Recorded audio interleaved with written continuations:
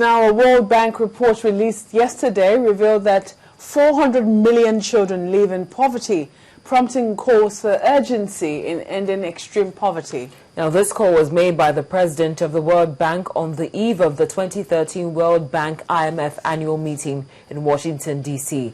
Our business correspondent Chimezie Obiwagu now reports.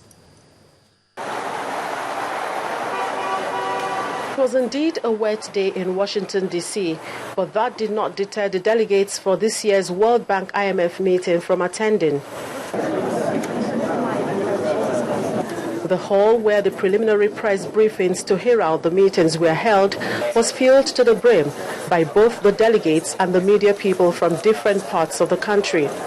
The World Bank president makes his address on the expectations from the meetings, and poverty reduction by 9% by 2020 happens to be the bank's top priority.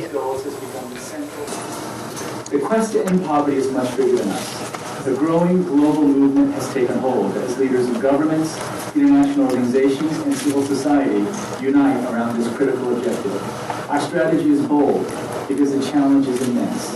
Over 1 billion people live in extreme poverty, earning $1.25 a day or less. While the World Bank focuses on poverty reduction, the IMF is more interested in ensuring that its member countries work together closely to manage the transitions underway in the global economy. There is a transition underway concerning the financial market, and you might even argue that monetary policies adopted by many central banks are also going through transitions.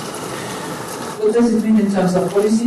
It means that clearly those transitions have to be addressed and managed very carefully, and they have to be addressed in cooperation.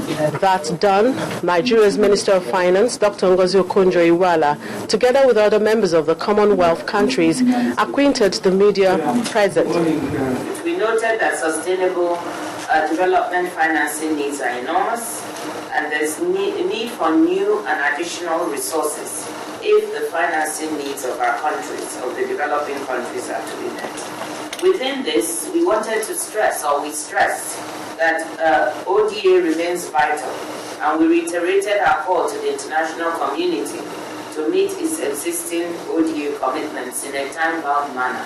What has been happening so far are the preliminary talks, press briefings, seminars that precede the annual World Bank IMF meeting. The meeting proper begins on Friday, 11th of October.